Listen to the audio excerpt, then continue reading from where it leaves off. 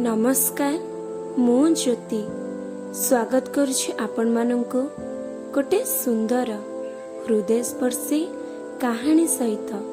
आशा करुछि कहानी आपण मानक हृदय को बेस छुईब। ताहले चलंतु।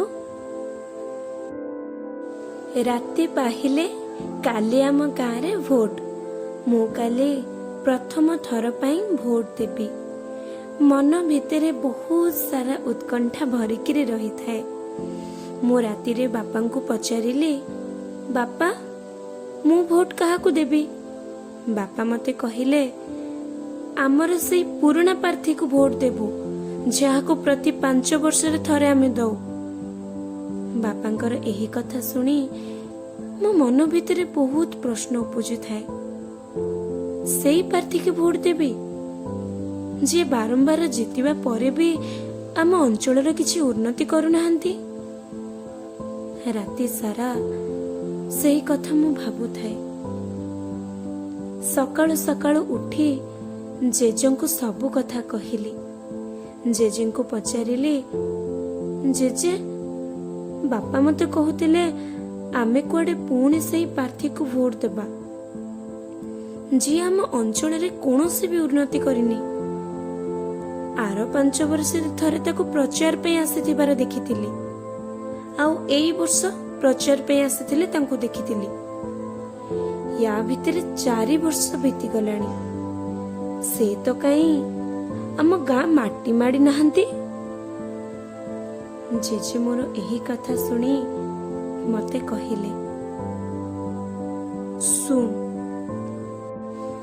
तते जो प्रार्थी आम अंचल रे उन्नति करिबो बोली लागुछि, आउ से भलो मनीष, तू ताकू ही भोट दे। तो बापा तो माँ आउ मु जोउतरे भोट देबू तोरे देबा जरूरी नहो। तू तो देशर नागरिक हेलुनी। खाइबा पीबा भली भोट हेउछि आमर मौलिक अधिकार।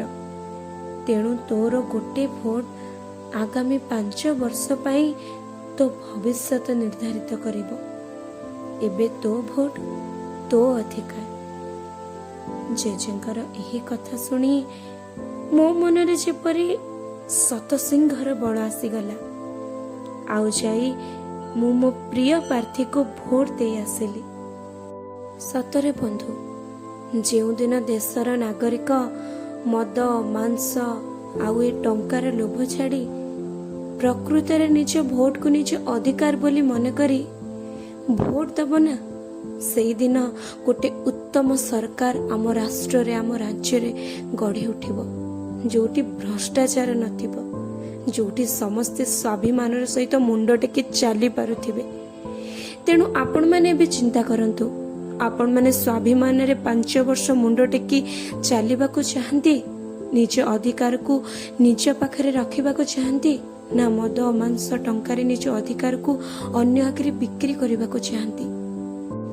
आपणकर गोटे इशारा आउ गोटे भोट आपणक 5 वर्ष को निर्धारित करने को जाउछि। तेणु भाबी चिंती भोट देबे बंधु। मो भोट मो अधिकार। रहिली, नमस्कार।